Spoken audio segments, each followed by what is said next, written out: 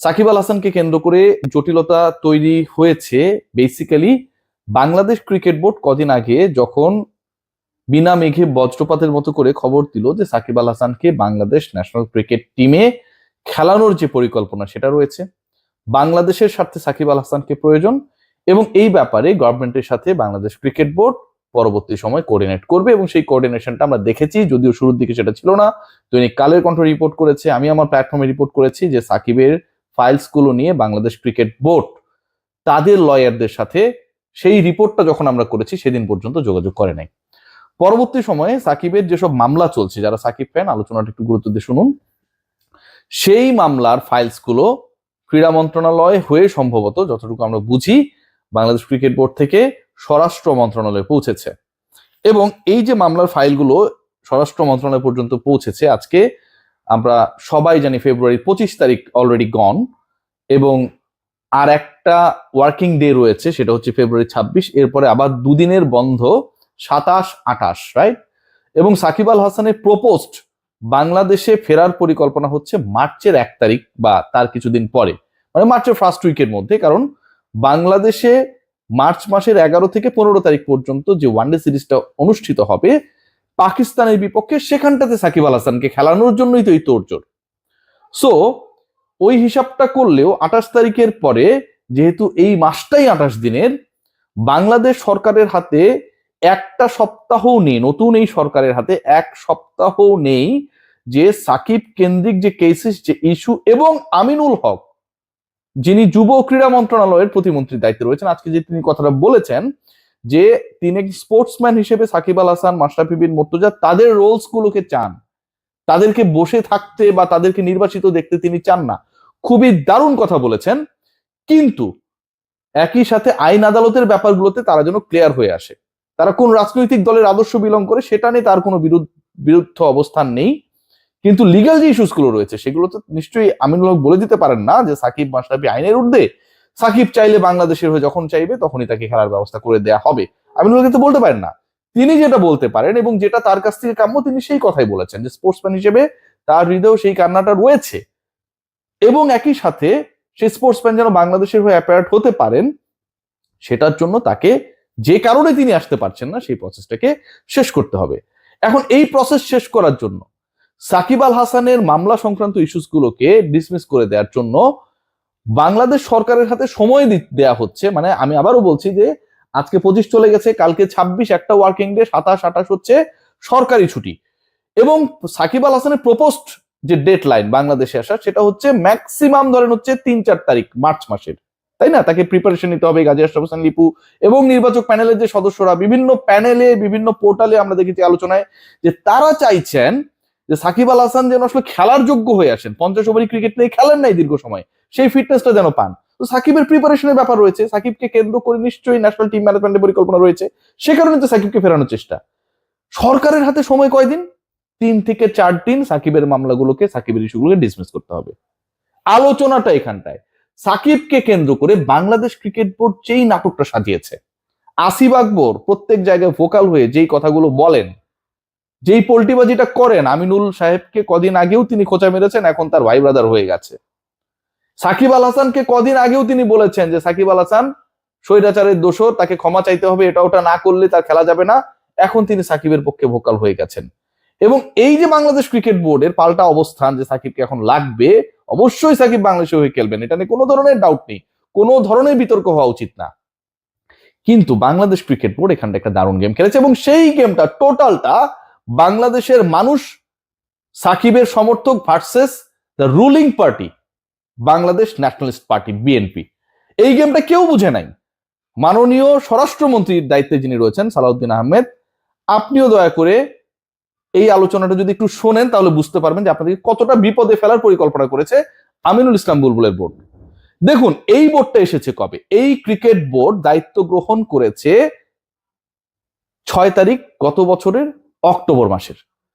November গেছে, December গেছে, জানুয়ারি গেছে, ফেব্রুয়ারির আজকে 25 বা 26 তারিখ, মানে 4 মাস 20 দিন, 140 দিন পরে সাকিবের মামলার ফাইল নিয়ে বাংলাদেশ ক্রিকেট বোর্ড দৌড়াদৌড়ি করছে। কেন বাংলাদেশ ক্রিকেট বোর্ড, যদি সাকিবকে লাগবেই, সাকিবকে ছাড়া আমার চলছেই না, মানলাম অবশ্যই সাকিবকে ছাড়া আমাদের চলছে না। সেটা কেন যখন আসিফ মাহমুদ সজীব ভুঁইয়া আপনাদের যিনি ওই চেয়ারে বসিয়েছেন বিতর্কিত ইলেকশনের মাধ্যমে, সেই সময় আপনারা এই দাবিটা তুললেন না? যখন তিনি ক্রীড়া উপদেষ্টার দায়িত্বে ছিলেন, স্থানীয় সরকারের দায়িত্বে ছিলেন, মানলাম ঠিক আছে আসিফ মাহমুদ সজীব ভুঁইয়া সাকিবকে পছন্দ করে না, আমরা তাকে এই প্রেশারটা দিলাম না, আমরা তার কাছে ভালো থাকার চেষ্টা করলাম আসিফ আকবররা। আসিফ মাহমুদ সজীব ভুঁইয়া চলে যাবার পরে দায়িত্ব গ্রহণ করলেন কে? আসিফ নজরুল। তিনিও তো বাংলাদেশের ওই ক্রীড়া উপদেষ্টার দায়িত্ব মোটামুটি 2-2.5 মাস ছিলেন, এবং একই সাথে তিনি ল ডিপার্টমেন্টের আইন উপদেষ্টার দায়িত্বও ছিলেন। মানে ভাবতে পারেন আমিনুল হক কিন্তু এত কিছুর ভার্সেটাইল রোলে নেই, কিন্তু আসিফ নজরুল যিনি স্পোর্টস অ্যাডভাইজার ছিলেন তিনি একই সাথে ল অ্যাডভাইজারও ছিলেন। তার সময়ও আপনারা এই কাজগুলো প্রসিড করলেন না। তার শেষ সময় তিনি যখন দায়িত্ব ছাড়বেন 3-4 দিন 5 দিন 7 দিন রয়েছে, তখন আপনারা আলোচনা তুললেন যে সাকিব আল হাসানকে আমাদের লাগবে, কিন্তু আপনি কোনো ফাইলস ওকে করলেন না। বিসিবির আইনজীবীরা পর্যন্ত তখন পর্যন্ত কোনো কিছু জানতো না যে সাকিবের ফাইল দিয়ে তাদের কি করতে হবে সরকারের সাথে নেগোশিয়েট করার জন্য।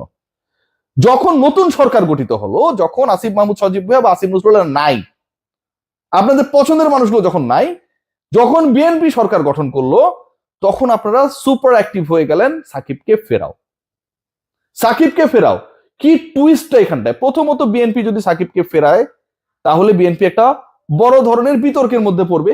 বিতর্কটা কি? আসিফ মাহমুদ সজীব ভুঁইয়ারা যে রাজনৈতিক দলটা বিলং করেন, নাসির উদ্দিন পাটোয়ারি তো সেই রাজনৈতিক দলের বড় লিডার।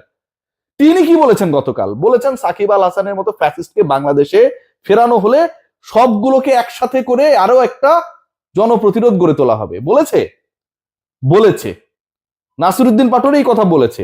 তার মানে বিএনপি যদি সাকিবকে ফেরায়, নাসির উদ্দিন পাটোয়ারি, আসিফ মাহমুদ সজীব ভুঁইয়ার দল এনসিপি, সাকিব বিরোধী ফ্যাসিস্ট বিরোধী যারা রয়েছে তারা একটা আন্দোলন গড়ে তুলবে এবং বিএনপিকে বেকায়দায় নতুন করে ফেলবে যে তারা কেন সাকিব আল হাসানকে বাংলাদেশে ফেরালো। পয়েন্ট নাম্বার 1, এভাবে আপনারা একটা বিপদে ফেলবেন। যদি সাকিবকে ফেরাতে না পারে, বাংলাদেশ ন্যাশনালিস্ট পার্টি বিএনপি ধরেন, যেহেতু আপনারা সময় দিচ্ছেন 4-5 দিন, আজকে 25 তারিখ, কালকে 26 তারিখ, একটা ওয়ার্কিং ডে, 27-28 সব, সাকিবকে ফিরতে হবে মার্চের 4-5 তারিখের মধ্যেই। স্বরাষ্ট্র মন্ত্রণালয় সময় পাচ্ছে 4-5 দিন। যদি সাকিব আল হাসানকে তারা ফেরাতে না পারে, তাহলে সাকিবের যারা সমর্থক রয়েছে, বাংলাদেশের ক্রিকেট প্রেমী দলমত নির্বিশেষে একটা বিশাল ফ্যান বেস রয়েছে সাকিব আল হাসানের, তারা তখন বলবে যে সাকিবকে কেন ফেরানো হলো না, বিএনপি, স্বরাষ্ট্র মন্ত্রণালয়, ক্রীড়া প্রতিমন্ত্রী আমিনুল হক ইচ্ছা করে এই কাজটা করেছে। যদি ফেরায়, তখন আপনারা আন্দোলনের মুখে পড়ার জন্য বিএনপিকে আপনারা রেডি করে রেখেছেন যে ঠিক আছে ওদেরকে বিপদে ফেলে দিব। আর যদি ফেরাতে না পারে, তাহলে বিএনপি ব্যর্থ, সাকিব আল হাসানকে তারা ফেরাতে পারে নাই। সাকিবের বিশাল ফ্যান বেজের কাছে স্বরাষ্ট্র এবং ক্রীড়া মন্ত্রণালয়কে ভিলেনে পরিণত করার একটা পরিকল্পনা। এই যে ঘটনাটা ঘটছে, এটা কেউ চিন্তা করছে না। যখন আসিফ নজরুল কিংবা আসিফ মাহমুদ সজীব ভুঁইয়ারা ক্ষমতায়, তখন আসিফ আকবরদের সাকিবের ব্যাপারে অবস্থানটা হচ্ছে আমরা সাকিবকে চাই না, সে যত বড় খেলোয়াড়ই হোক না কেন, সে ফ্যাসিস্টের দোষ, এরকম বক্তব্য। ঠিক যখন আসিফ নজরুল, আসিফ মাহমুদ সজীব ভুঁইয়ারা ক্ষমতার বাইরে, যখন ওই ক্ষমতায় বিএনপি, তখন আপনারা বলছেন কি আমাদের সাকিবকে লাগবেই লাগবে, আপনারা দ্রুত ব্যবস্থা করুন, ওকে ফিরিয়ে আনুন, বাংলাদেশ দলের গেলান। কারণ সাকিবকে ফেরালে সাকিবের বিরুদ্ধে যারা তারা আন্দোলন করবে, মানে বিএনপির বিরুদ্ধে আন্দোলন তৈরি হবে, আর না ফেরালে সাকিবের সমর্থকরা বিএনপিকে বুয়া বলবে। এই যে পরিকল্পনাটা, এই যে মেটিকুলাস ডিজাইন করেছেন বাংলাদেশ ক্রিকেট বোর্ডের পরিচালক বৃন্দ, মশা মারার এই ব্যাট আপনার যদি বাসায় থাকে আপনি সেটা সংরক্ষণ করে রাখেন, বাংলাদেশ ক্রিকেট বোর্ডে জমা দেন, এবং একই সাথে রাস্তাঘাটে আপনারা দেখেন যে অনেকে টয়লেট করে রেখে এবং অপরিষ্কার করে রাখে, সকালবেলা উঠলে এই বাস্তব চিত্রটা দেখা যায়। সেসবও যদি আপনার এলাকায় ঘটে থাকে তাহলে সেটার ছবি তুলে রাখতে পারেন এবং সেটাও বাংলাদেশ ক্রিকেট বোর্ডকে জানাতে পারেন, কারণ তাদের সিটি কর্পোরেশনের যে গার্বেজ পরিষ্কার করার দায়িত্ব, সেই দায়িত্ব গেম ডেভেলপমেন্ট কমিটির নতুন দায়িত্বপ্রাপ্ত এবং এইচ গ্রুপের পূর্ব দায়িত্বপ্রাপ্ত চেয়ারম্যান আসিফ আকবর নিয়ে নিয়েছেন। এবং এই যে একটা মশার ডেড বডি আপনারা দেখছেন আমার কাছে আছে, এটা যদি এখানে দেয়া যায়, মারা গেছে তো মৃত মশা, এটাকে নতুন করে মারা যাচ্ছে না, আসিফ আকবর সেই কাজটা করার জন্য দায়িত্ব গ্রহণ করেছেন। গার্বেজ পরিষ্কার করার দায়িত্ব যেহেতু তিনি নিয়েছেন সিটি কর্পোরেশনের, সেহেতু তার ভাষায় আমরা যেটাকে পায়খানা বা কি বলে এটাকে টয়লেট বলি, আর তার ভাষায় যেটা গু মানে হাগে, ওই যে বাদুর যা খায় তাই হাগে, এরকম একটা বক্তব্য তিনি কদিন আগে দিয়েছিলেন। তিনিও সকালবেলা দু একবার মনে হয় সেটা করেন। তো সেটাও পরিষ্কার করার দায়িত্ব তিনি গ্রহণ করেছেন। আমার কাছে মনে হয় যে এটা একটা multiple skilled person Asif Akbar, যিনি এই কাজগুলো করতে পারেন, এবং যেই কাজগুলো এখন থেকে আপনার আমার কোনো টেনশন করতে হবে না। বাংলাদেশ ক্রিকেট বোর্ড, শেরে বাংলা ক্রিকেট স্টেডিয়ামের যে অফিস, সেখানটায় জানিয়ে দিলে চলবে। আসিফ আকবর নিশ্চয়ই আপনার বাসায় ব্যাট নিয়ে অথবা গু পরিষ্কার করার যে বেলচা আছে না, সেগুলো নিয়ে পৌঁছে যাবে। আর যদি তার কাছে না থাকে, আপনি সেটা দিয়ে সাহায্য করবেন। অবশ্যই তার থেকে দূরে থাকবেন। যিনি গু পরিষ্কার করে, তার কিন্তু ভাই আশপাশের গন্ধে থাকা যায় না। গন্ধ ছড়াচ্ছেন, বাংলাদেশ ক্রিকেট বোর্ডের গন্ধ সব দিকে ছড়ানোর দায়িত্ব নিয়েছেন আসিফ আকবর। তামিম ইকবাল, ফাহিম সিনহা থেকে শুরু করে আমিনুল হক, কেউ তার পছন্দের না। আবার যখন সুযোগটা পান, চোখ বুঝে পোল্টি মারতেও তার দেরি হয় না। কদিন আগে আমিনুলকে নিয়ে তিনি যে বক্তব্য দিয়েছেন, ক্রীড়া প্রতিমন্ত্রীকে নিয়ে যে বক্তব্যগুলো দিয়েছেন, সেই বক্তব্য হচ্ছে তুচ্ছ তাচ্ছিল্য করা। এবং পরবর্তী সময়ে আরেকটা টক শোতে গিয়ে পোল্টি মেরে তিনি বিএনপি করেন, আমিনুল তার ছোট ভাই। আমিনুল কখনো বলে না, আমিনুল কখনো বলে নাই, আমিনুল হক কখনো বলে নাই যে আসিফ আকবর তার বড় ভাই, তিনি তার ছোট ভাই, তার হাত ধরে রাজনীতি করেছেন। একলা একলা আসিফ আকবর সেই বক্তব্যগুলো দেওয়ার চেষ্টা করেছেন, এবং সেই বক্তব্য দিয়ে তিনি বোঝানোর চেষ্টা করেছেন। মশা মারলাম, যদিও এটা আসিফের কাজ ছিল। আসিফ আকবর, অত আকবর টাকবর বলতে ইচ্ছা করে না আসলে। তার বংশে কোনো শাহজাহান কিংবা থাকে না, হুমায়ুন ছিল কিনা সেটা তো আমি জানি না। তো নামের পেছনে আকবর থাকলেই যে আসলে সম্ভ্রান্ত হয় তাও না। তিনি যে আসলে কতটা ফকিন্নি, সেটা তার ল্যাঙ্গুয়েজ আমরা দেখেছি। যে আলোচনাটাই ছিলাম, যে তিনি তার হাত ধরেই আমিনুল হক রাজনীতিতে এসেছেন। দুদিন আগে তাকে গালিগালাজ করা, টেকনিক্যালি গালিগালাজ করা, আসিফ আকবর মোটামুটি পোল্টি নিয়েছেন। বিএনপি নাকি তার বাপ দাদা পর্যন্ত 14 গোষ্ঠী, পিতামহ প্রপিতামহ সবাই নাকি প্রো বিএনপি, অনেক বক্তব্য দিয়েছেন। আসিফ আকবরের বাবার নাম কি আপনারা জানেন? আমাদের আঙ্কেলের নাম আপনারা জানেন? ওনার দাদার নাম আপনারা কেউ জানেন? এখন বেটটের করে হয়তো বিভিন্ন ধরনের ফটো কার্ড আসবে যে তিনি সামনে, তার পেছনে হচ্ছে তার গোষ্ঠীর লোকজন, এবং তারা খুব বিখ্যাত কেউ ছিল, এরকম একটা প্রচার করার চেষ্টা চলবে। বট বাহিনী যেটা করে, কেউ তাদের চেনে না ভাই। কুমিল্লায় অনেক বিএনপির বড় বড় নেতা আমরা দেখেছি। আসিফ আকবর একজন বহিষ্কৃত বিএনপির সাবেক, তার দাবি করা নেতা। তিনি আসলে কোন পদে ছিলেন সেটা এখন পর্যন্ত আমরা কেউ জানি না।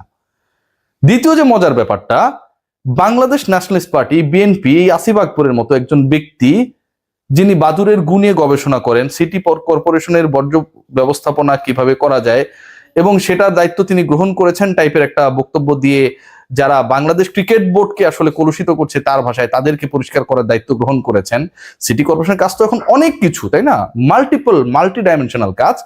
যিনি ভবিষ্যতে আপনার আমার বাসার আশপাশে যারা হেগে রাখে সেই গু পরিষ্কার করবেন, সেই আসিফ আকবর, যার গাড়িতে উল্টাপাল্টা জিনিস পাবার পর সেটাকে জব্দ করা হয়, যিনি গান জালিয়াতির কারণে জেলে গেছেন, যেই আসিফ আকবর কথিত রয়েছে যে ভারতে গিয়ে তিনি নিজেই স্টুডিও ভাড়া করে সেখানটায় রেকর্ড টেকর্ড করে বলেছেন যে এআর রহমান তাকে ডেকে পাঠিয়েছে। মানে বুঝতেছেন তার চাপাবাজির লেভেলটা কোথায়। সেই আসিফ আকবর ঘোষণা করেছেন যে বিএনপি নাকি হচ্ছে, বা বিএনপির সাথে জড়িত তার বিশাল ফ্যামিলির ব্যাকগ্রাউন্ড, এবং তারা হচ্ছে বাংলাদেশ ন্যাশনালিস্ট পার্টির সাথে ব্যাপকভাবে জড়িত, এবং সেটার কারণে আসলে এখানে বিএনপি কিছু করবে না ইলেকশন নিয়ে, এরকম বক্তব্য দেওয়ার চেষ্টা করেছে। ইন্টারেস্টিং পার্ট কি দেখেন, আসিফ আকবর নিজে বিতর্কিতভাবে নির্বাচন করেছেন। কোন সময়টা করেছেন? যেই সময়টার বিরোধিতা স্বয়ং বিএনপি নিজে করেছে। কোন সময়টা? সবশেষ সময়টা।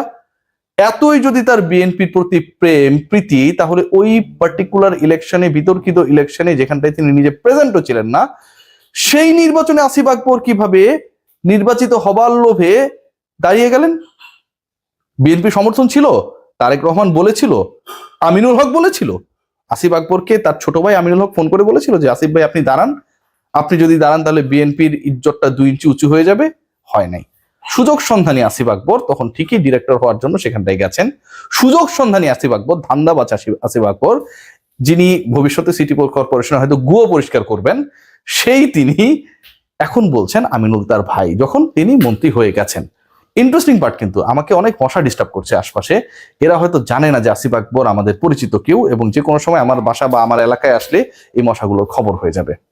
ফাহিম সিনহা নাকি তার ভাতিজা। আসিফ আকবরের নামের আগে পরে আমি কোনো সিনহা কোনো কিছু পেলাম না। খোঁজার চেষ্টা করেছি, আজকে গুগল করেছি, চ্যাট জিপিটি কে জিজ্ঞেস করেছি, কোনো কিছু নেই। ফাহিম সিনহা তার ভাতিজা, এবং তিনি তার বাবার মতো না ধান্দা করার জন্য বাংলাদেশ ক্রিকেট বোর্ডে গেছে। ফাহিম সিনহাদের পুরো ফ্যামিলির টোটাল ফিনান্সিয়াল ভ্যালু আপনি জানেন? কোনো ধারণা আছে?